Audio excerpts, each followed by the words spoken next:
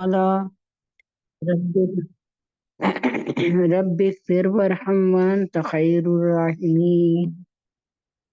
رب اشرح لي صدري ويسر لي امري واحلل عقدة من لساني يفقهوا قولي. يا ربنا يا ربنا يا ربنا زدنا علما وعملا.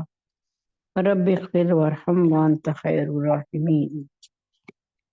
اللہ تعالیٰ کا لاکھ لاکھ کروڑ بار شکر ہے کہ اللہ تبارک تعالیٰ نے ہم سب کو اپنے ساتھ جوڑا ہوا ہے اور اللہ رب العزت ہماری فکر میں رہتے ہیں۔ کیا خوبصورت منظر ہے کہ اللہ تبارک تعالیٰ ہماری فکر میں رہتے ہیں اور ہمارے سارے کام چھڑوا کے ہمیں اس محفل سے جوڑتے ہیں۔ یعنی کہنا یہ چاہ رہی ہوں کہ اللہ تبارک تعالیٰ اپنی محفل میں جیسے کہ ہم اپنے بچوں کی شادیاں کرتے ہیں یا کوئی محفل سجاتے ہیں تو ہماری پوری کے پوری اس بات کی جو ہوتی ہے ہماری پوری کے پوری ہمارا اس بات پہ فوکس ہوتا ہے کہ ہمارے اپنے سارے چاہنے والے آ جائیں۔ ہم اپنے بھائیوں کو بہنوں کو دور سے نزدیک سے بلاتے ہیں۔ ہم شادی میں کتنے دن پہلے بتا دیتے ہیں، مہینوں پہلے، 6 مہینے پہلے، سال پہلے کہ آپ نے آنا ضرور ہے، ہم نے یوں رکھی ہے، ہم نے ایسے کیا۔ تو اللہ رب العزت بھی اپنی جو ہے محفل میں ان کو بلا کے رکھتے ہیں، بٹھاتے ہیں جن سے اللہ تعالیٰ محبت کرتے ہیں، جن کی فکر میں رہتے ہیں۔ اب الحمدللہ رب العالمین، اللہ تعالیٰ کے حکم سے، اللہ تعالیٰ کے کرم سے، اللہ تعالیٰ کی مہربانی سے یہ صرف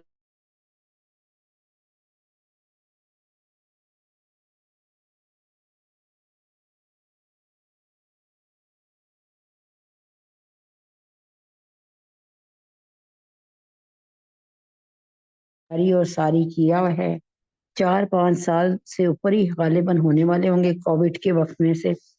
تو الحمدللہ رب العالمین، اللہ تبارک تعالیٰ نے تب کووڈ پہ جب ایس او پیز کا خیال رکھنے کو کہا گیا اور یہ کہا گیا کہ بھئی آپ لوگ ساتھ جڑ کر نہ بیٹھیں، تو اس وقت یہ کام ہوا کہ جو فزیکل ہوتی تھیں، جو آمنے سامنے بیٹھ کر کلاسز، ان کو مؤخر کرنا پڑا۔ پھر یہ سوچا گیا کہ کیا کریں، اور اس میں پھر الحمدللہ اللہ پاک نے برکت عطا فرمائی، لوگ جڑنا شروع ہوئے۔ پہلے تو کرب و جوار کے لوگ آتے تھے، اب ماشاءاللہ کوئی جو ہے امریکہ سے جوڑا ہے، کوئی سعودی عرب سے جوڑا ہے، کوئی دبئی سے جوڑا ہے، الحمدللہ۔ تو اللہ تعالیٰ کا شکر ہے، کرم ہے، کوئی کراچی سے جوڑا ہے، کوئی لیا شہر سے جوڑا ہے، الحمدللہ، کوئی مدینہ میں بیٹھا سن رہا ہے، الحمدللہ۔ تو بتانا یہ چاہ رہی تھی آپ کو کہ الحمدللہ رب العالمین، اللہ تعالیٰ نے پھر قبول فرمایا الحمدللہ، اور لوگوں کی تعداد میں بھی برکت عطا فرمائی اور اس مجلس میں برکت عطا فرمائی۔ تو پھر اللہ تعالیٰ کے حکم سے دور تفسیر قرآن کے بعد یہ فیصلہ ہوا کہ بھئی ہمیں اس پہ مستقل کام ہوگا انشاءاللہ۔ اور پھر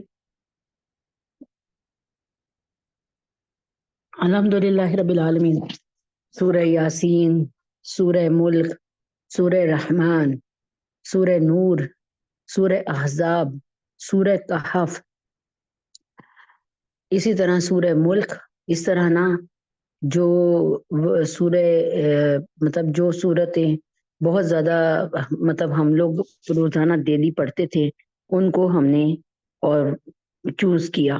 اس کے بعد فلسطین کی جو جنگ ہوئی مطلب شروع، اس میں پھر یہ خیال آیا کہ لوگ بہت اس بات سے پریشان ہیں کہ بھئی یہ جنگ کیوں ہوئی، اس کو کیوں چھیڑ دیا فلسطین کے لوگوں نے، جبکہ 75 سال سے یہودی فلسطین کے لوگوں کو تنگ کر رہے تھے، جس کو چاہتے تھے اٹھا کے لے جاتے تھے، جتنے لوگ چاہتے تھے ایک ایک بچی کے ساتھ ہماری غلط سلوک کرتے تھے۔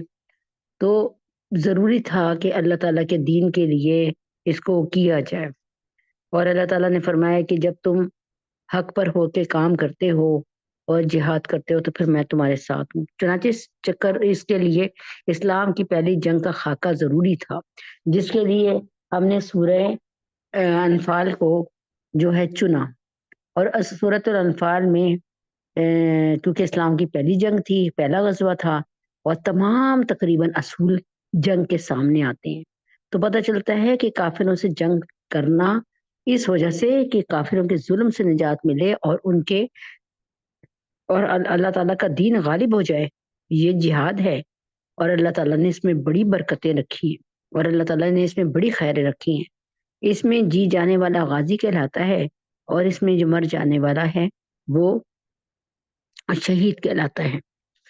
تو یہ ایک لمبا سلسلہ ہے بیان کرنے میں، پھر الحمدللہ رب العالمین جب وہ پایا تکمیل تک پہنچی تو الحمدللہ اب یہ فیصلہ ہوا ہے کہ آپ سب کے ساتھ مل کر ہم پہلے سپارے سے یعنی سورۃ البقرہ سے شروع کریں، سورہ فاتحہ سے شروع کر کے سورہ بقرہ تک آئے، اور انشاءاللہ تھوڑا تھوڑا ہوگا، لیکن ایک دن ایسا ہوگا کہ اگر زندگی رہی تو ہم سارے کے سارے قرآن پہ الحمدللہ رب العالمین، چاہے اس میں ہم کتنے لوگ رخصت ہو جائیں، کتنے لوگ دنیا سے چلے جائیں پتہ نہیں، لیکن سیکھنے سکھانے کے وقت میں کوئی جو اللہ سے ملتا ہے سیکھتے سکھاتے ہوئے تو اس کا بڑا رتبہ ہے۔ سیکھنے اور سکھانے والے دونوں کے لیے اللہ تعالیٰ نے بہت جو ہے کرم کے فیصلے کیے ہیں اور بہت ہی رحمانیت والے فیصلے فرمائے ہیں۔ اعوذ باللہ من الشیطان الرجیم، بسم اللہ الرحمن الرحیم۔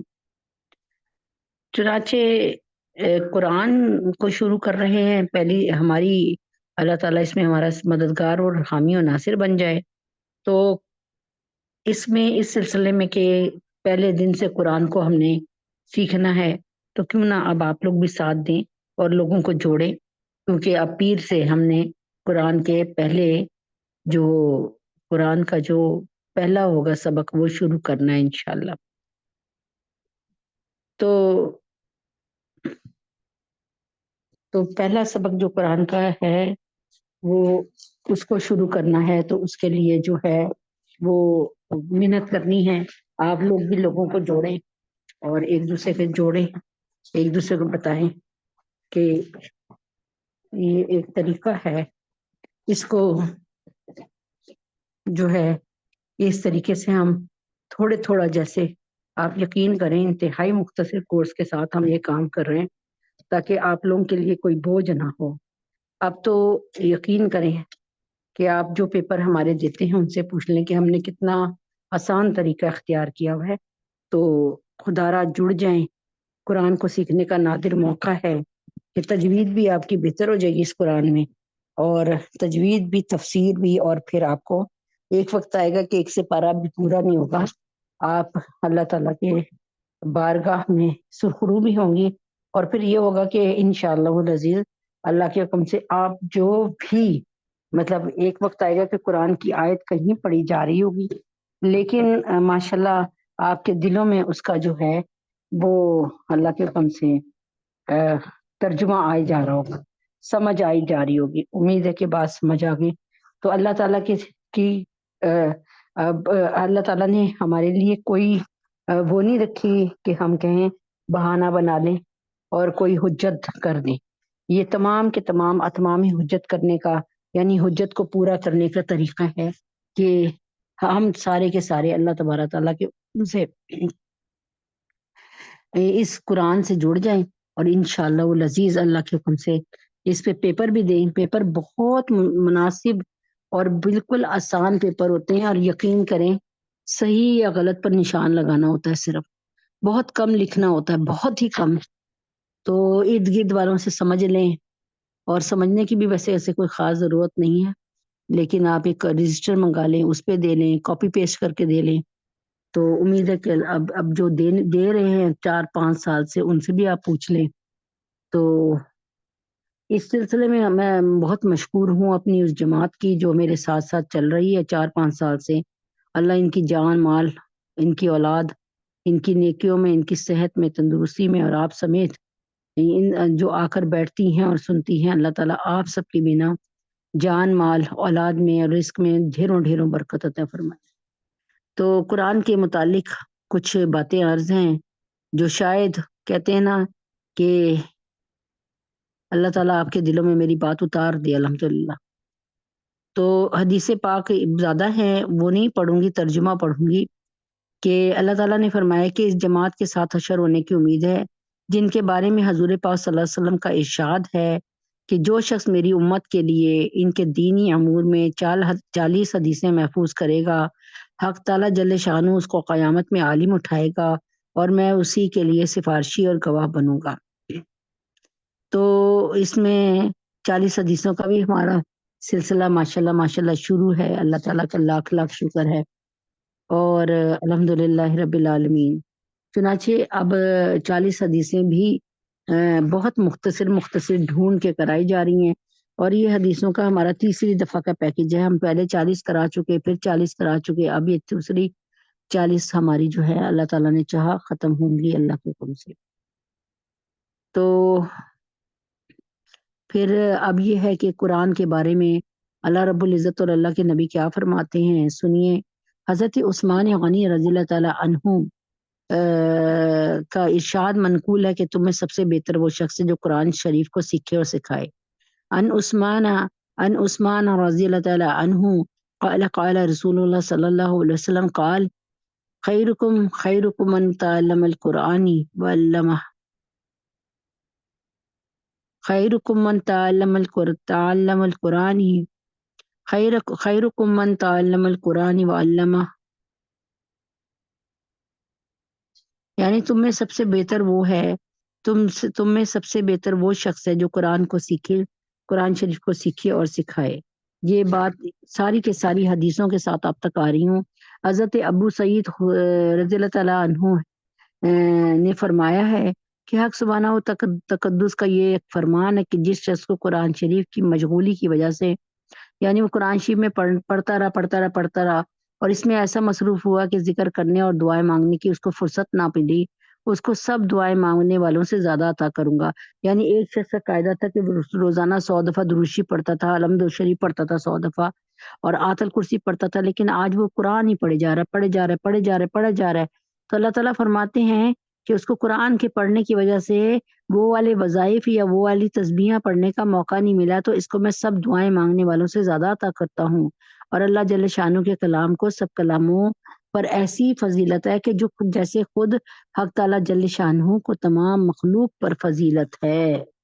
یعنی جس شخص کو قرآن پاک کی یاد کرنے یا جاننے اور سمجھنے میں اس درجہ مشغولی ہو گئی، اتنا مصروف ہو گیا وہ کہ کسی دوسری دعا وغیرہ کے مانگنے کا وقت نہیں ملتا، اور لگا ہوا قرآن شریف کو حفظ کرنے میں، پڑھنے میں، تو اللہ تعالیٰ فرماتے ہیں میں دعا مانگنے والوں کے مانگنے سے بھی افضل چیز اس کو عطا کروں گا۔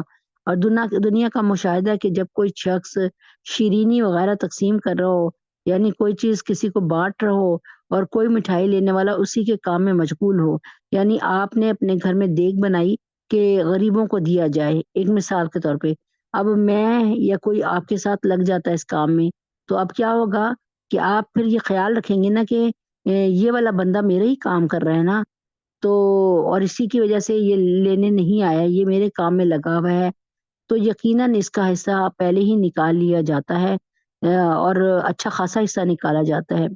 ایک دوسری حدیث میں اس موقع پہ مذکور ہے کہ میں اس کو شکر گزار بندوں کے ثواب سے افضل ثواب عطا کروں گا۔ تو قرآن مجید کی اس وقت فضیلت آپ کو بتا رہی ہوں۔ عقبہ بن عامر فرماتے ہیں کہ نبی اکرم صلی اللہ علیہ وسلم تشریف لائے، ہم لوگ صفہ میں بیٹھے ہوئے تھے، آپ نے فرمایا تم میں کون شخص اس کو پسند کرتا ہے کہ اللہ صبح بازار بطحان یا عقیق میں جاوے اور 2 اونٹنیاں عمدہ سے عمدہ بلا کسی قسم کے گناہ اور قطع رحمی کے پکڑ لائے، یعنی کوئی ایسا طریقہ بھی نہ ہو جس میں گناہ آتا ہو، کوئی چوری بھی نہ کرے، کوئی کسی کو دھوکہ بھی نہ دے، پھر اس کو 2 اونٹنیاں مل جائیں۔ صحابہ نے اس کو تو ہم میں سے ہر شخص پسند کرے گا، کیونکہ اس زمانے میں یہ اونٹنیاں یا گھوڑے جو تھے ایسے جیسے پجیرو یا پجارو، ٹھیک ہے۔ حضور پاک صلی اللہ علیہ وسلم نے فرمایا مسجد میں جا کر 2 آیتوں کا پڑھنا یا پڑھا دینا، 2 آیتوں کا پڑھنا یا پڑھا دینا، 2 اونٹنیوں سے اور 3 آیات کا 3 اونٹنیوں سے، اسی طرح 4 آیات کا 4 سے افضل ہے، اور ان کے برابر اونٹوں سے افضل ہے۔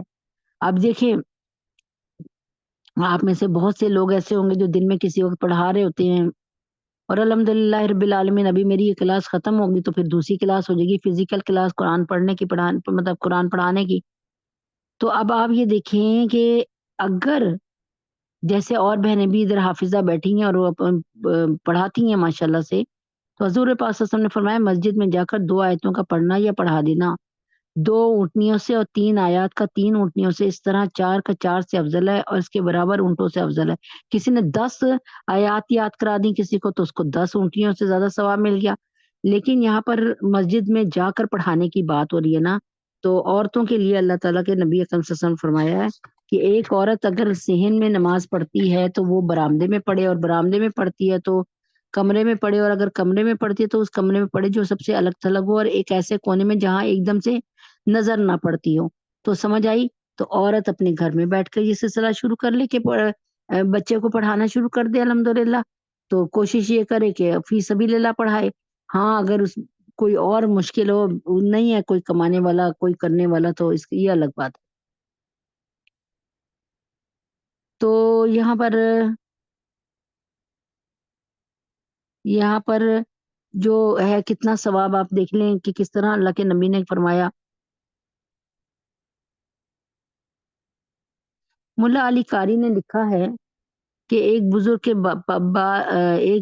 के बाज़ तिजारत पेशा अहबाब ने उनसे दरख्वास्त की कि जहाज़ से उतरने के वक़्त हज़रत जद्दा तशरीफ़ फ़रमा हों, यानी आप जद्दा में तशरीफ़ लाएँ, ताकि जनाब की बरकत से हमारे माल में नफ़ा हो।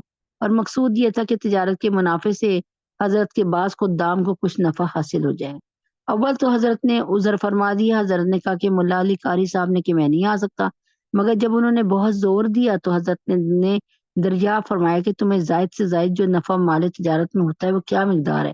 यानी तुम्हें जो तिजारत में मिलता है वो कितना होता है? उन्होंने अर्ज़ किया कि मुख्तलिफ होता है, ज़ायद से ज़ायद 1 के 2 जाते हैं।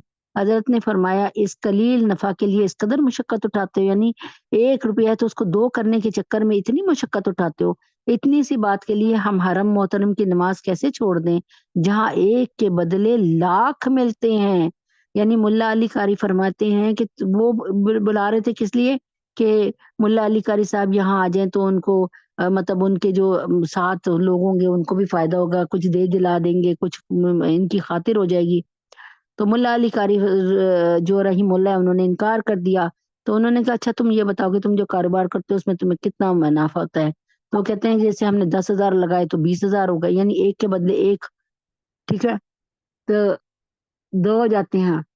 तो उन्होंने कहा कि इतने से मुनाफ़े की खातिर मैं हरम की नमाज़ छोड़ दूँ, जहाँ एक नमाज़ पढ़ने का 1 लाख, यानी जहाँ जहाँ हर में मोहतरम की नमाज़ कैसे छोड़ दूँ जहाँ 1 के लाख मिलते हैं।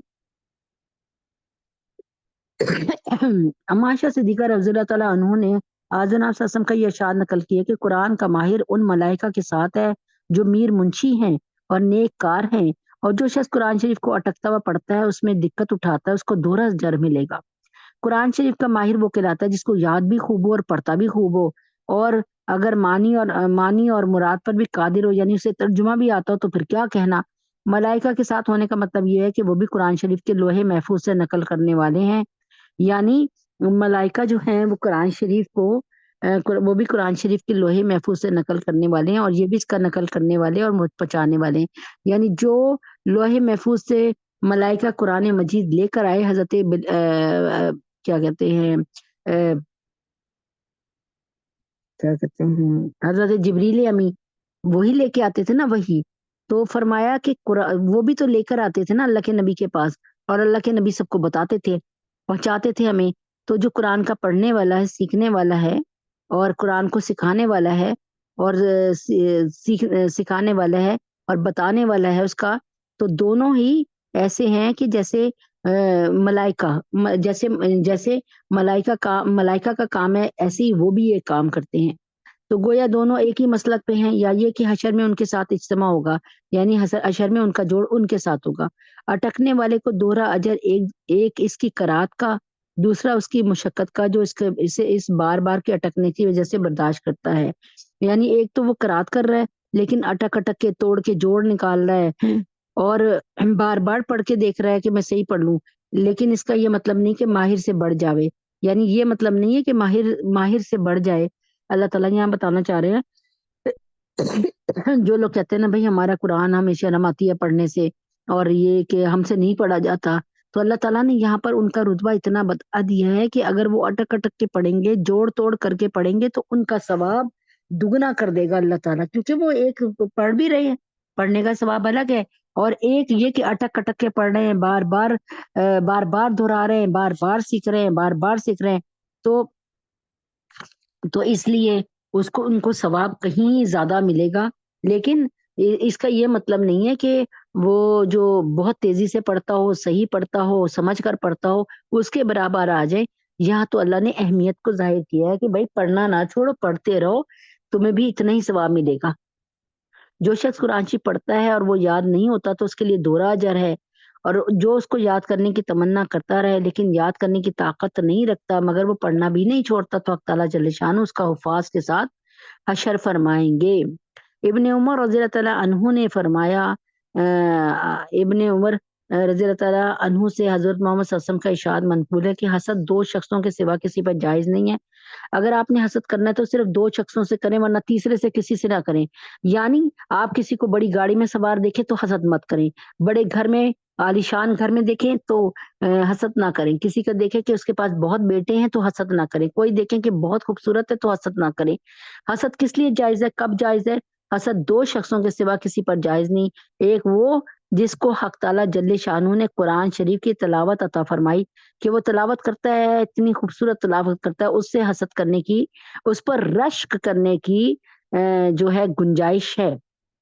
और वो जो दिन-रात इसमें मशगूल रहता है कि दूसरे वो जिसको हक़ सुब्हाना तआला ने माल की कसरत अता फ़रमाई, और वो दिन-रात माल अल्लाह ताला की चाहत के मुताबिक यतीमों में, मिस्कीनों में और मुसाफिरों में, और मस्जिदों के बनवाने में, मदरसों के बनाने में, कहीं कुरान खरीद कर के देने में, कहीं नहरों को बनवाने में, कहीं ट्यूबवेल लगवाने में, अपने पैसों का बेहतरीन जो है वो करता है, उसका खर्च बेहतरीन होता है।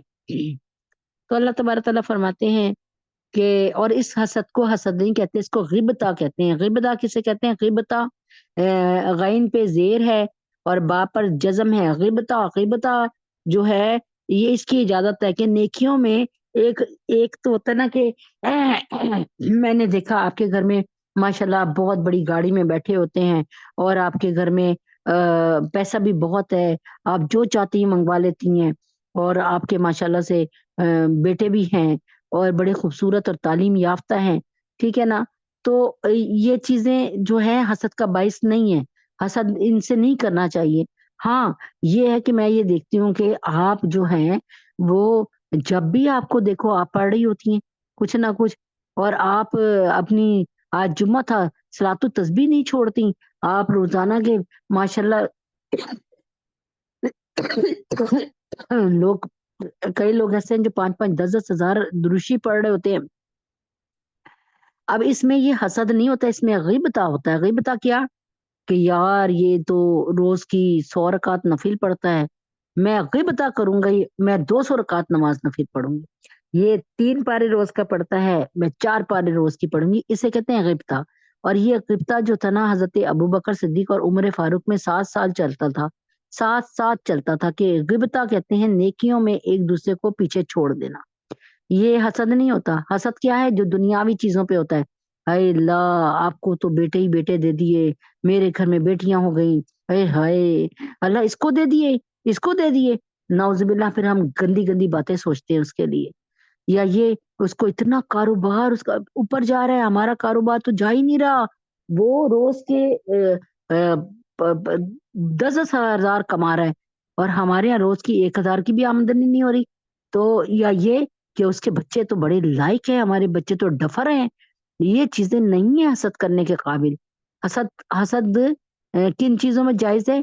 कि एक उस शख़्स से जिसको अल्लाह ताला ने खूब माल दिया और वो खूब अल्लाह की राह में लगा रहा है, तो ऐसा हसद कि यार मुझे भी मिलेगा ना, मैं इससे ज़्यादा दूँगा। ये 10 लोगों को देता है, मैं 20 लोगों को दूँगा। ये ग़िबता कहलाता है। या ये कि ये तो यार बहुत ये तो गरीबों की बहुत मदद करते हैं, और ये बड़ी नमाज़ी औरत है, ये बड़े कुरान को पढ़ती है, समझ-समझ के पढ़ती है, धीमे-धीमे से पढ़ती है, अमल करती है। तो इस ऐसी चीज़ों में ग़िबता जायज़ है, बिल्कुल जायज़ है। ये ग़िबता हज़रत अबू बकर सिद्दीक़ और उमर फारूक में चल रहा था। उम्मे मूसा ने हज़रत मोहम्मद सल्लल्लाहु अलैहि वसल्लम का इरशाद नक़ल किया कि जो मोमिन قرآن شریف پڑھتا ہے اس کی مثال ترنج کی سی ہے۔ ترنج کیا ہوتا ہے؟ جیسے مجھے بھی بہت پسند ہے یہ کنو کی طرح کا ترنج، تو خیر میرے خیال میں ترنج اسے کہتے ہیں، اللہ تعالیٰ کمی پیشی کو معاف کرے، جیسے سنگترا یا نارنگی میرے خیال میں کہلاتا ہے، جس کا چھلکا فوراً اتر جاتا ہے اندر سے، وہ گول ہوئی بھی نکلتی ہے، جیسے کنو کی طرح نا، اس طرح کا، لیکن کنو کا تو چھلکا اتارنا پڑتا ہے، مشکل سے اترتا ہے۔ تو اللہ تعالیٰ فرماتے ہیں کہ جو مومن قرآن شریف پڑھتا ہے اس کی مثال ترنج کی سی ہے، یعنی کھٹی میٹھی سی، اس کی خوشبو بھی عمدہ ہوتی ہے۔ آپ نے دیکھا نا، جیسے ہی کنو چھلتا ہے تو کنو کی کتنی خوشبو ہوتی ہے ماشاءاللہ، اور مزہ بھی لذیذ۔ اور جو مومن قرآن شریف نہ پڑھے اس کی مثال کھجور کی سی ہے، خوشبو کچھ نہیں ہے مگر مزہ شیریں ہوتا ہے۔ اور جو منافق قرآن شریف نہیں پڑھتا اس کی مثال کیا ہے؟ کیا کہتے ہیں، ہنزل کی طرح ہے۔ ہنزل کیا ہے؟ ہاں، یہ کیا ہے؟ ہنزلہ کیا ہے؟ ہنزل کیا ہے؟ ہنزل جو ہے ایک پھل ہے، اس کی مثال ہنزل کے پھل کی سی ہے کہ مزہ کڑوا اور خوشبو کچھ بھی نہیں۔ اور جو منافق قرآن شریف پڑھتا ہے اس کی مثال خوشبودار پھول کی سی ہے کہ خوشبو عمدہ اور مزہ کڑوا ہے۔ تو دیکھیں نا، یعنی ایک کو ہوتا ہے قرآن شریف پڑھنا، اور نیت یہ ہونا کہ ہمیں ثواب ملے گا اور ہم اسے پڑھ کر سمجھیں گے اور لوگوں کو بتائیں گے، یہ سب سے اعلیٰ درجہ ہے۔ ایک یہ ہوتا ہے کہ ہم پڑھ لیں، اللہ نے حکم دیا ہے، یہ بھی اچھا ہے، لیکن اس میں وہ والا جذبہ نہیں ہے کہ دوسروں کو پڑھائیں گے، وہ والا جذبہ بھی ہونا چاہیے کہ اللہ کے نبی نے فرمایا ہے کہ بلغوا انی ولو آیا، تم ایک آیت بھی سیکھتے ہو تو اس کو آگے سکھا دو، ایک حدیث بھی سیکھتے ہو تو اس کو آگے سکھا دو، ایک بھی قرآن کا سبق سیکھتے ہو تو اس کو آگے سکھا دے۔ تو جو ترنج ہے نا، منہ میں خوشبو پیدا کرتا ہے، معدے کو صاف کرتا ہے، ہضم میں قوت وغیرہ دیتا ہے، ٹھیک ہے نا۔ اور ہنزلت جو ہوتا ہے نا پھل، وہ تو ویسے ہی کڑوا کڑوا سا بکھٹا سا پھل ہوتا ہے۔ تو حضرت علی رضی اللہ عنہ نے فرمایا کہ 3 چیزیں حافظے کو بڑھاتی ہیں، مسواک، روزہ اور تلاوت کلام شریف، قرآن پاک۔ قرآن پاک کی تلاوت سے حافظے میں کبھی قوت آتی ہے، روزے سے حافظے میں قوت آتی ہے، مسواک سے حافظے میں قوت آتی ہے۔ حضرت عمر فاروق رضی اللہ عنہ کا ارشاد نقل ہے کہ حق تعالیٰ جل شانہ اس کتاب یعنی قرآن پاک کی وجہ سے کتنے ہی لوگوں کو بلند مرتبہ کرتے ہیں اور کتنے ہی لوگوں کو پست و ذلیل کر دیتے ہیں۔ مثلا یہ ہے کہ ایک شخص جو قرآن شریف پڑھتا ہے اس کو عمل کی نیت سے پڑھتا ہے، اس کو آگے پڑھاتا ہے، سکھاتا ہے، اس کے کتنے مراتب بلند ہے پتہ ہے آپ کو؟ تو ابھی ایک تفسیر گروپ 1-2 مہینے پہلے بنایا، الحمدللہ اللہ تعالیٰ نے فرمایا، مطلب دل میں ڈالا ایک بہن کے کہنے پہ، آپ یقین کریں کہ وہاں سے کمنٹس کیا آ رہے ہیں کہ ہم تو حیران ہیں، ہمیں تو پتہ ہی نہیں تھا قرآن میں یہ سب چیزیں ہیں۔ ابھی انہوں نے مشکل سے 6-7 صورتیں پڑھی ہیں، اور وہ وہاں سے ایسے میسج آتے ہیں کہ دل جھوم سا جاتا ہے کہ اللہ تیرا شکر ہے کہ لوگ اس طرف آ رہے ہیں اور اس کو سیکھ رہے ہیں۔ عامر بن واصلہ کہتے ہیں کہ حضرت عمر فاروق نے نافع بن عبد الحارث کو مکہ مکرمہ کا حاکم بنا رکھا تھا۔ ان میں ایک دفعہ دریافت فرمایا کہ جنگلات کا ناظم کس کو مقرر کر رکھا ہے؟ انہوں نے عرض کیا کہ ابن ابزا کو، رضی اللہ تعالیٰ عنہ کو۔ حضرت عمر فاروق نے پوچھا ابن ابزا کون شخص ہے؟ انہوں نے عرض کیا کہ ہمارا یہ غلام ہے۔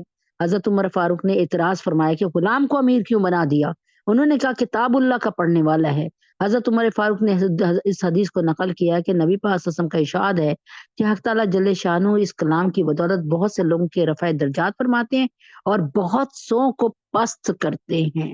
جو قرآن شریف کو پڑھتا ہے، یاد کرتا ہے، اس کو وہ کرتا ہے، حفظ کر لیتا ہے، لیکن اس کے بعد گناہوں کی دلدل میں پڑ جاتا ہے، قرآن شریف کو بھلا دیتا ہے، تو اللہ تبارک تعالیٰ اس کے دل پر زنگ لگا دیتے ہیں، اس کو عمل کی توفیق چھین لیتے ہیں۔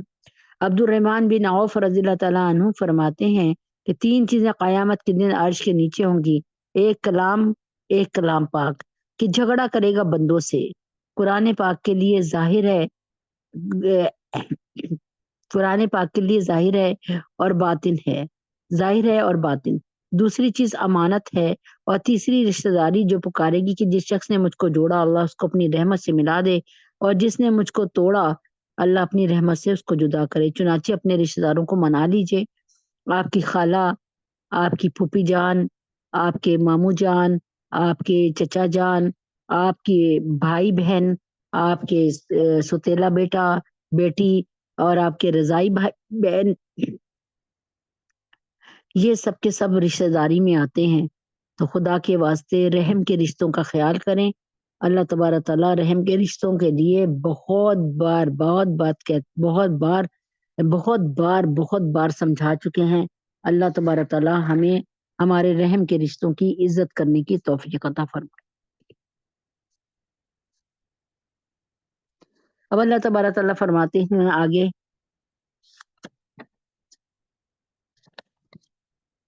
کہ عبداللہ بن عمر رضی اللہ تعالیٰ عنہ نے حضور پاک صلی اللہ علیہ وسلم کا ارشاد نقل کیا ہے کہ قیامت کے دن صاحب قرآن سے کہا جائے گا قرآن شریف پڑھتا جا اور بہشت کے درجوں پہ چڑھتا جا، قرآن مجید پڑھتا جا اور بہشت کے درجوں پہ چڑھتا جا، اور بہشت کے درجوں پہ چڑھتا جا، اور ٹھہر ٹھہر کر پڑھ جیسا کہ تو دنیا میں ٹھہر ٹھہر کے پڑھتا تھا، بس تیرا مرتبہ وہی ہے جہاں آخری آیت پر پہنچے۔ قال عن عبداللہ بن عمر رضی اللہ تعالیٰ عنہ قال قال رسول اللہ صلی اللہ علیہ وسلم یقال لصاحب القرآن اقرا اقرا ورتقی اقرا ورتقی ورتلی رتل کما کنتا ترتل فی الدنیا فإن منزلک عند آخری آیت تقرأوها، یعنی اللہ تعالیٰ فرماتے ہیں کہ قرآن شریف صاحب قرآن سے کہا جائے گا قرآن شریف پڑھتا جا، بہشت کے درجوں پہ چڑھتا جا، ٹھہر ٹھہر کے پڑھتا جا جیسے کہ دنیا میں ٹھہر ٹھہر کے پڑھتا تھا، بس تیرا مرتبہ وہی ہے جہاں آخری آیت پہ پہنچا، وہ پڑھتا رہے۔ اللہ تعالیٰ ہمیں اس وقت عقل اور شعور عطا فرمائے، اور اللہ ہمیں قرآن شریف کے پڑھنے میں مشغولی عطا فرمائے۔ اللہ تبارک تعالیٰ ہم سے ایسے کام لے لے کہ ہم تب تک قرآن شریف پڑھتے رہیں اور آگے اوپر چڑھتے رہیں جب تک نبی پاک صلی اللہ علیہ وسلم کی بہشت نہ آ جائے۔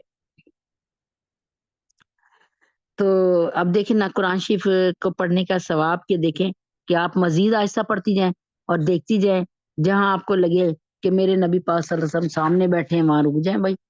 تو وہ ان کا تو رتبہ آپ کو پتہ ہے ایسے ہے، اللہ کے نبی نے فرمایا کہ میں ایسے ہوں، یعنی فردوس عام جنت سے ایسے ہے جیسے آسمان سے زمین کا درجہ ہے۔ نبی پاک صلی اللہ علیہ وسلم فردوس میں ہوں گے، تو سوچیں آپ ایک حافظ قرآن پڑھتا جائے اور چڑھتا جائے، چڑھتا جائے اور پڑھتا جائے، اور پھر یہاں پر جا کر روکے جہاں پر نبی پاک صلی اللہ علیہ وسلم بیٹھے ہوں گے، تو کیا رتبہ ہوگا، اس کو سوچنے والی بات ہے۔ جو شخص قرآن پاک تمام پورا کر لے گا وہ جنت کے اعلیٰ درجے پہ پہنچ جائے گا، اور جو شخص کچھ حصہ پڑھا ہوگا وہ اس کے بقدر درجے پہ ہوگا، یعنی جتنی تلاوت کرتا جائے گا اتنے درجے پہ آتا جائے گا۔ اگر دنیا میں ملا علی قاری فرماتے ہیں کہ اگر دنیا میں بکثرت تلاوت کرتا رہا تب تو اس وقت بھی یاد ہوگا ورنہ بھول جائے گا، تو کیا کریں، دنیا میں بکثرت تلاوت کریں تاکہ آپ کو قرآن نہ بھولے۔ حق تعالیٰ کے یہاں عطا میں کوئی کمی نہیں ہے، کوئی لینے والا تو ہو، اللہ تعالیٰ نے تو لوٹ سیل لگائی ہوئی ہے، اس کے الطاف تو ہے عام شہیدی سب پر، اس کے الطاف تو ہے عام شہیدی سب پر، تجھ سے کیا ضد تھی کہ اگر تو کسی قابل ہوتا۔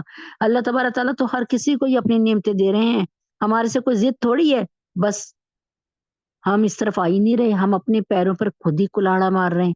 تو اللہ تعالیٰ ہمیں اس عقل اور سوچ فرمائے، اللہ تو دینے کے لیے آگے بڑھ رہے ہیں۔ ابن مسعود نے آپ جناب صلی اللہ علیہ وسلم کا ارشاد نقل کیا کہ جو شخص ایک حرف کتاب اللہ کا پڑھے اس کے لیے اس حرف کی اور اس کے بدلے ایک نیکی ہے، اور ایک نیکی کا اجر 10 نیکی کے برابر ملتا ہے۔ میں یہ نہیں کہتا کہ سارا الف لام میم ایک حرف ہے، بلکہ الف ایک حرف ہے۔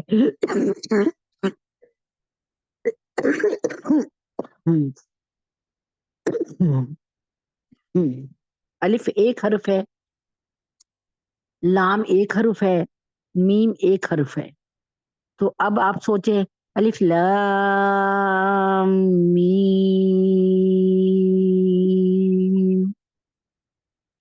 تو اللہ تعالیٰ فرما رہے ہیں کہ تو کیا مطلب ایک ایک حروف پڑھتا جا، اور یعنی ایک ایک حروف پڑھتا جا، اللہ تبارک تعالیٰ اس پر تمہیں کیا ہے، اللہ تعالیٰ جو ہے اس پر اپنی 10 نیکی عطا فرماتے رہیں گے۔ اب آپ سوچ لیں اگر آپ صرف یاسین پڑھیں گے تو کتنے حرف پڑھیں گے، ذرا کر لیں نا، یاسین کو توڑ توڑ کے دیکھ لیں۔ یا پر آپ کو 10 نیکیاں، سین پر آپ کو 10 نیکیاں، یاسین والقرآن الحکیم۔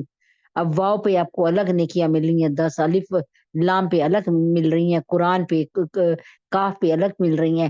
اللہ نے تو لوٹ سے لگا دی ہمارے لیے، اس کے باوجود بھی ہمیں اگر نہیں سمجھ آتی تو پھر اب واللہ عالم۔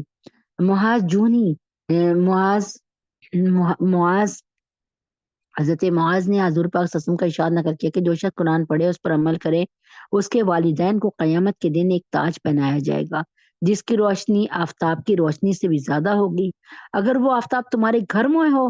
بس کیا گمان ہے تمہارا اس شخص کے متعلق جو خود عامل ہو، یعنی آپ کا جو حافظ قرآن بیٹا ہے اور وہ بعمل حافظ قرآن ہو، تو یوں سمجھیں کہ آپ کے گھر میں ایک سورج اتر آیا، اور جو عمل کرنے والا ہوگا اس کے لیے خود کیا ہوگا، اب ذرا خود ہی اندازہ لگا لیجیے کہ کیا اللہ تبارک تعالیٰ دیں گے۔ قرآن پاک کے پڑھنے اور اس پر عمل کرنے کی برکت یہ ہے کہ اسے پڑھنے والے کے والدین کو ایسا تاج پہنایا جائے گا جس کی روشنی آفتاب کی روشنی سے بہت زیادہ ہوگی۔ اگر وہ آفتاب تمہارے گھر میں ہو، یعنی آفتاب اتنی دور سے اس قدر روشنی پھیلاتا ہے، اگر وہ گھر کے اندر آ جائے آپ کے تو یقیناً بہت زیادہ روشنی اور چمک کا سبب ہو جائے گا۔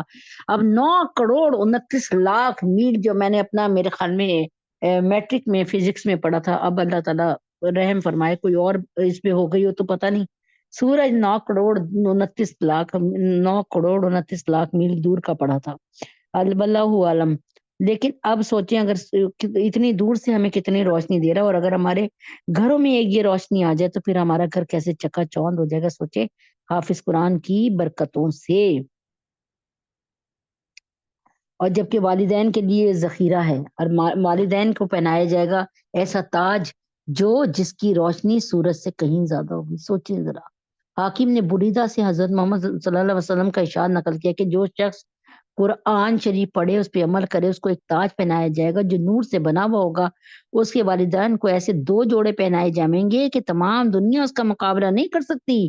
وہ عرض کریں گے یا اللہ یہ جوڑے کس صلہ میں ہیں، تو ارشاد ہوگا کہ تمہارے بچے کے قرآن شریف پڑھنے کے عوض ہیں، یہ بدلہ ہے کہ تم نے اپنے بچے کو قرآن مجید کا حافظ بنایا۔ اے اللہ، رو کر کہتے ہیں کہ حافظ تو بنا دیا، اب ان کو اللہ تعالیٰ بعمل حافظ قرآن اور قرآن کو پکا کرنے والا۔ اے اللہ پاک، ہمارے بچے جو قرآن شریف اپنی اپنی کیبنٹ میں رکھ کے بھول گئے ہیں، اے اللہ ان کو بعمل حافظ قرآن بننے کی توفیق عطا فرما دے۔ اے اللہ پاک ہم پہ کرم کر دے، آمین ثم آمین۔ فرمایا کہ حضور پاک صلی اللہ علیہ وسلم کا ارشاد نقل ہے کہ جو شخص اپنے بیٹے کو ناظرہ قرآن شریف سکھلائے اس کے سب اگلے اور پچھلے گناہ معاف ہو جاتے ہیں، اور جو شخص حفظ کرائے اس کو قیامت میں 14ویں رات کے چاند کے مشابہ اٹھایا جائے گا، اور اس کے بیٹے سے کہا جائے گا پڑھنا شروع کر، جب بیٹا ایک آیت پڑھے گا باپ کا ایک درجہ بلند کیا جائے گا، حتیٰ کہ اسی طرح تمام قرآن شریف پورا ہو۔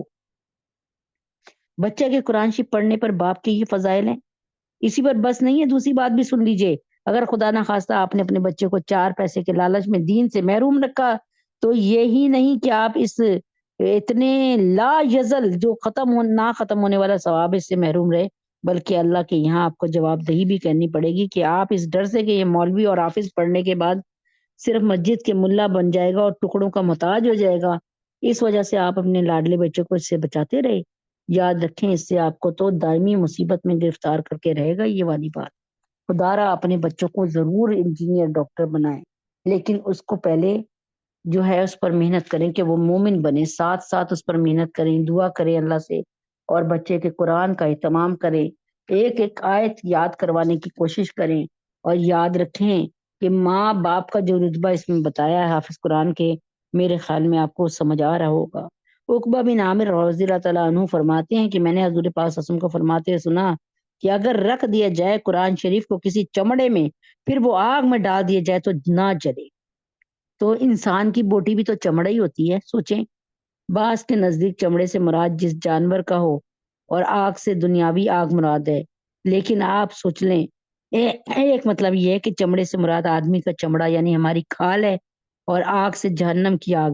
اس صورت میں یہ حکم عام ہے کہ کسی زمانے کے ساتھ مخصوص نہیں ہے، ہمیشہ کے لیے ہے کہ حافظ قرآن، کہ اگر کوئی شخص حافظ قرآن ہو اگر وہ کسی جرم میں جہنم میں ڈالا بھی جائے گا تو آگ اس پر اثر نہیں کرے گی، کیونکہ اس کے سینے میں قرآن موجود ہے۔ لیکن اس سے کوئی گناہ ہو گیا، اسے جہنم میں جانا پڑا، کچھ دن شراب پی لی یا زنا کر لیا، لیکن اس کے سینے میں قرآن ہے، تو وہ اس کے سینے کھال میں، اس کے چمڑے میں قرآن موجود ہے، تو اس پر آگ اثر نہیں کرے گی۔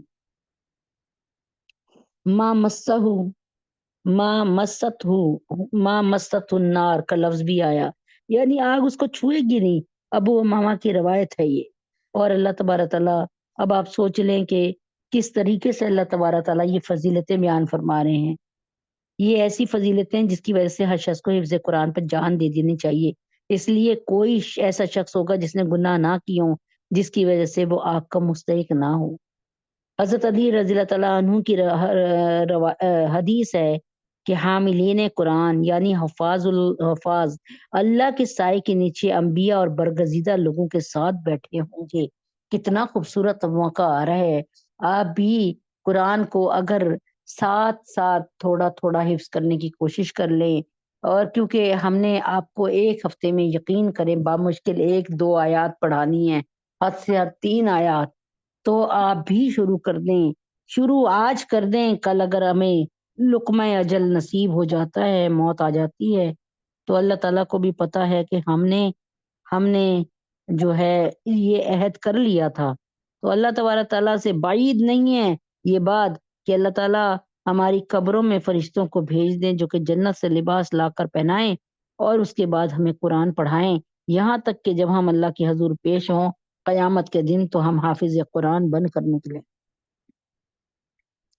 حضرت محمد صلی اللہ علیہ وسلم نے حضرت علی رضی اللہ تعالیٰ عنہ نے آپ جناب صلی اللہ علیہ وسلم کا ارشاد نقل کیا کہ جس شخص نے قرآن پڑھا، پھر اس کو حفظ یاد کیا، اور اس کے حلال کو حلال جانا، اس کے حرام کو حرام جانا، یعنی قرآن میں لکھا سود حرام، وہ ربا حرام حرام، قرآن میں لکھا شراب حرام حرام، قرآن میں لکھا کہ آپ کیا کہتے ہیں اپنی ماں بیٹیاں جو ہیں یہ ایک بندے کے لیے حرام ہے، یعنی حرمت والی چیزیں تو حرام ہے، یعنی جو بیوی کے ساتھ والا رشتہ ہے وہ بیوی کے ساتھ والا رشتہ ہے۔ حق تعالیٰ جل شانہ اس کو جنت میں ضرور داخل فرمائیں گے۔ اس کے گھرانے میں سے ایسے 10 آدمیوں کے بارے میں اس کی شفاعت قبول فرمائیں گے جن کے لیے جہنم واجب ہو چکی ہو، یعنی جن کے لیے جہنم واجب ہو چکی تھی۔ اللہ تبارک تعالیٰ کے حکم سے ان کے اشارہ کرنے کی دیر ہے کہ اللہ تعالیٰ ان کو جنت میں پہنچا دیں گے۔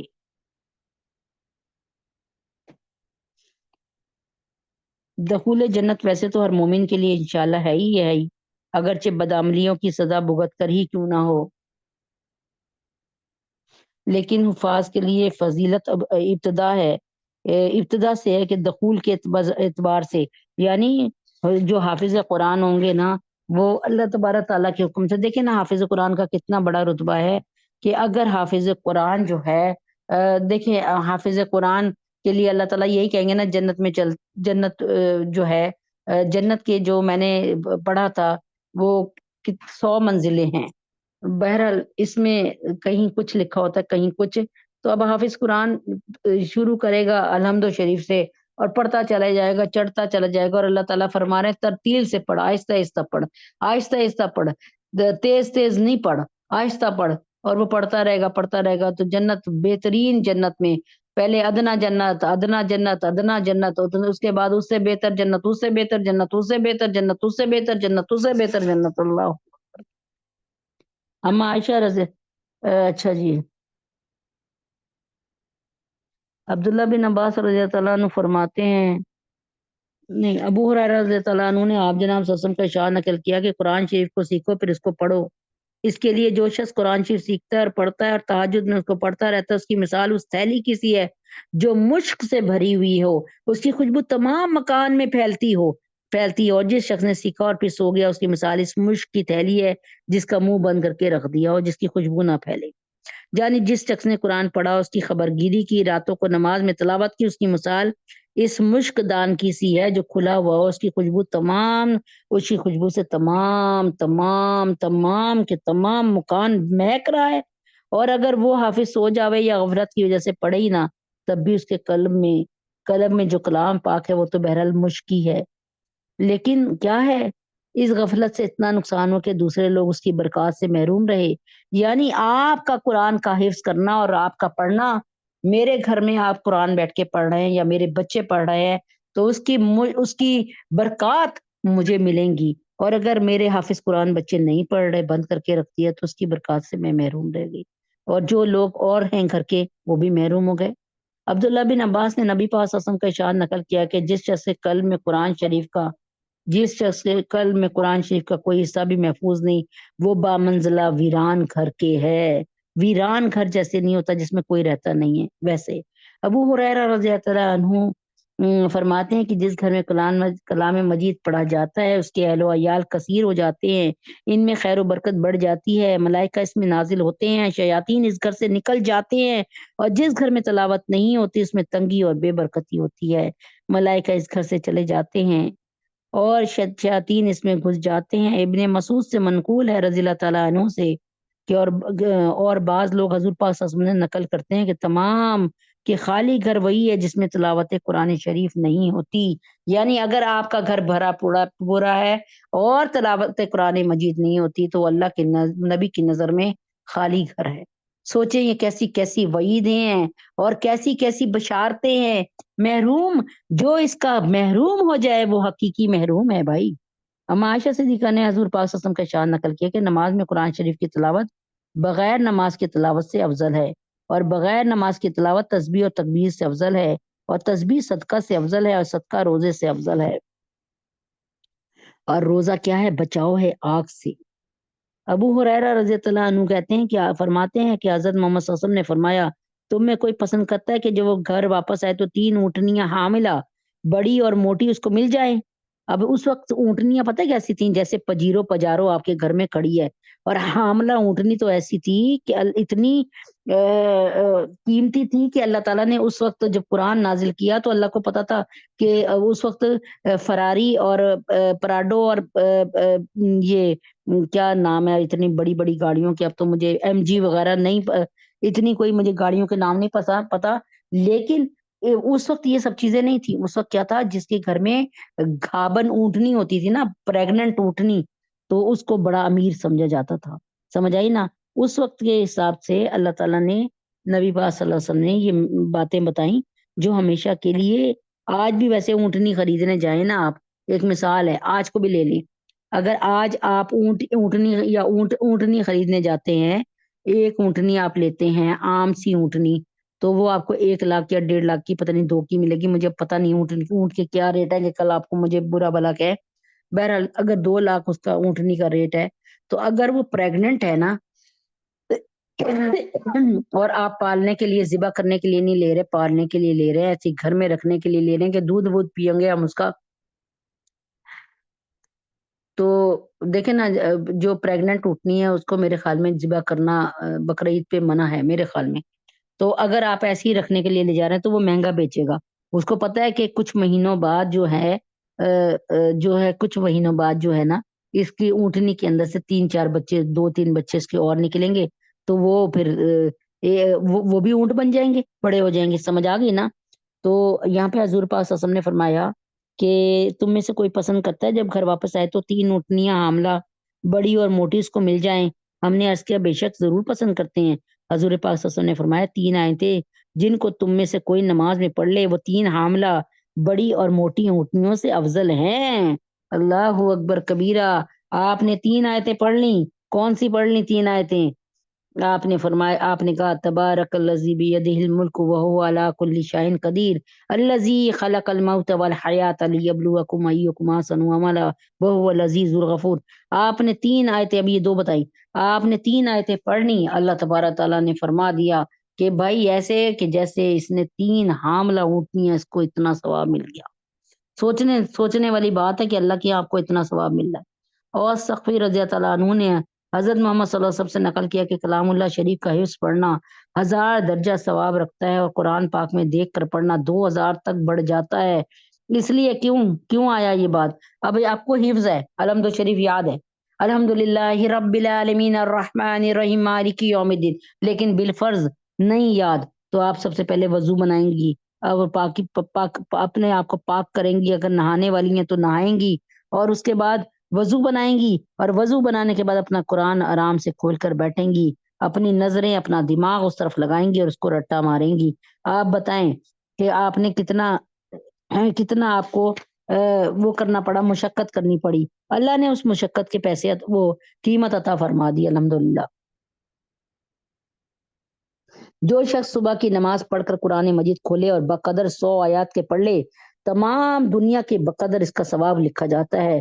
قرآن شریف کا دیکھ کر پڑھنا نگاہ کے لیے مفید بتایا جاتا ہے۔ ابو عبید نے حدیث مسلسل نقل کی ہے جس میں ہر راوی نے کہا کہ مجھے آنکھوں کی شکایت تھی تو استاد نے قرآن شریف دیکھ کر پڑھنے کو بتایا۔ حضرت امام شافعی رحمہ اللہ بسا اوقات عشاء کے بعد قرآن شریف کھولتے تھے اور صبح کی نماز کے وقت بند کرتے تھے۔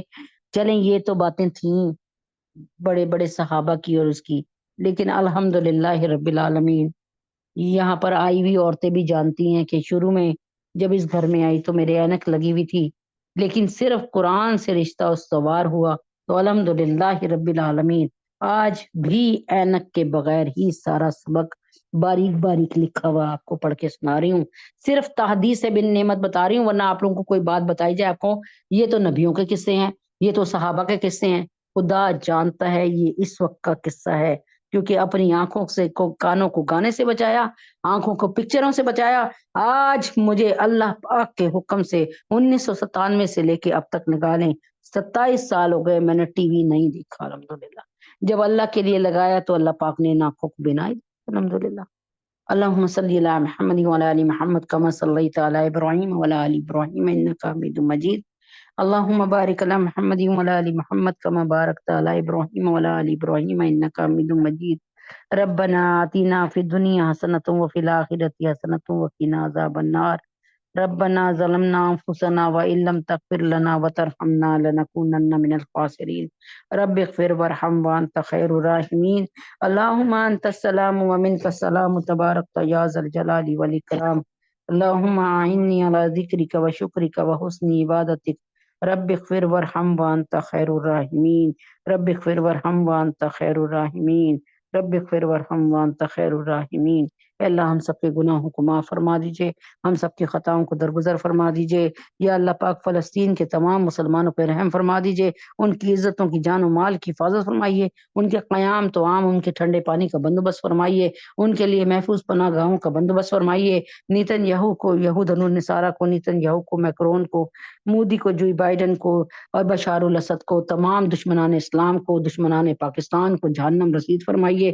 ان کے قلعوں کو، ان کی فیکٹریوں کو، ان کی کرنسی کے، ان کے پیسوں کو، ان کے معاشیت کو اللہ تبارک تعالیٰ بیڑا غرق فرمائیے۔ اے اللہ پاک جیسے آپ نے بدر کی جنگ کے بعد تمام کے تمام جو ہے نیست و نابود کر دیا ان کی محفلوں کو، کافروں کی محفلوں کو، ایسے ہی اللہ تبارک تعالیٰ ان کی بھی نشاط و طرب کی محفلوں کو غارت کیجئے، ان کا سکون لوٹیے۔ اللہ ہمارے گناہوں کو معاف فرمائیے، خطاؤں کو درگزر فرمائیے۔ مسلمان جہاں کہیں ہیں، بوسنیا میں، چیچنیا میں، صومالیہ میں، برما میں، شام میں، سیریا میں، اللہ پاک مسلمانوں کی عزت و جان و مال کی حفاظت فرمائیے۔ اللہ پاک ان کو غالب کیجئے۔ اللہ پاک کی اگر تو نے مسلمانوں کی دلجوئی نہیں، تانا دیں گے بت کے مسلم کا خدا کوئی نہیں۔ تمام بے اولادوں کو، روشان کو، ثانیہ، مریم، مہروسہ، ایلیہ، عمران، سنبل، فاخرہ، بابر، ماریانہ، سمیرہ، فیصل، ختیجہ، سونیا، عائشہ، ڈاکٹر انم، ان کو نیک نرینہ اولاد عطا فرمائیے۔ فریال، عائشہ، سحر، ان کی بہت دل جوئی فرمائیے، ان کے لیے بہترین فیصلہ فرمائیے۔ امت محمد صلی اللہ علیہ وسلم کی تمام بیٹیاں بیٹے جو کہ نکاح کی عمر تک ہو گئے، حفصہ، فاطمہ، جویریہ، سدرہ، سبحانہ، حفصہ، سجاد، زینب، منتہا، بینی، شفیفہ، بنات سرور فخر، عبد المتین، سعدیہ، نظام، سدرہ کے گھر میں جتنی بچیاں سدرہ سمیت آمنہ، نمرہ، ان کی شادیاں بہترین اور اچھی جگہ فرما دیجئے۔ جہاں فیصلے ہو رہے ہیں بچے اور بچیوں کے لیے، اس میں خیر ہی خیر عطا فرمائیے۔ تمام علماء اسلام، مفتی حسن صاحب، مفتی تقی عثمانی صاحب، مولانا فضل الرحمان صاحب، فضل الرحیم صاحب، پیر ذوالفقار نقشبندی حضرت جی، ندیم بھائی، عمیر، نازیہ، اندلیب، اہلیہ حسین، عائشہ، معظم، عادل، فضا، نعیم، ریحانہ، عثمان، عزیز، زارا، فاطمہ، رمشا، دانش، طاہر، مختار عالم صاحب، اہلیہ رضوان اللہ، اہلیہ دانش کے والدین، ان کو صحت کاملہ عاجلہ مستمرہ عطا فرمائیے۔ اہلیہ اعظم، اہلیہ رفیق، مفتی ضیاءالدین صاحب، عامر، بیٹی انم کو یا اللہ پاک اپنا بہترین گھر عطا فرمائیے۔ ڈاکٹر ہمنا کو برکت والی، بہترین، عزت والی اور آسان جاب عطا فرمائیے۔ ڈاکٹر فاطمہ ڈاکٹر ہمنا فاطمہ عائشہ عبداللہ کو دنیا اور آخرت کے ہر امتحان میں 100% نمبروں سے کامیابی عطا فرمائیے۔ احمد کو سعدیہ حفصہ، ہمنا فاطمہ کو انم کو اللہ پاک ہدایت عطا فرمائیے۔ یا اللہ پاک احمد نواز صاحب، محمد عمر، محسن، عمیر، سنبل، ان کو عزت والی نوکری عطا فرمائیے۔ ہم سب کے گناہوں کو معاف فرمائیے، ہم سب کے خطاؤں کو درگزر فرمائیے۔ اس سال زیارت حرمین شریفین کی توفیق عطا فرمائیے۔ اللہ وسائل کا بندوبست فرمائیے، صحت کو صحیح کیجیے ہماری، ہم سب کے گناہوں کو معاف فرمائیے۔ اللہ پاک ہمارے گناہوں کو معاف فرمائیے، ہم سب کے خطاؤں کو درگزر فرمائیے۔ آپ ہم سے راضی ہو جائیے، نہیں بھی راضی ہونا تو بھی راضی ہو جائیے، کیونکہ اللہ پاک کس سے مانگے کہاں جائیں ہم، بتائیے اللہ۔ ہمارا اور کوئی نہیں ہے، ہمارا کوئی اور نہیں، ہم کس کے آگے ہاتھ پھیلائے، کس سے جا کے روئے؟ ہم پہ رحم فرما دیجیے، ہم پہ کرم فرما دیجیے۔ جتنے لوگ ہاتھ پھیلائے بیٹھے ہیں، ان کی تمام عرضی کو تمام کے تمام درخواست کو اللہ قبول فرما لیجیے، ان کے لیے موسم کو سازگار فرما دیجیے۔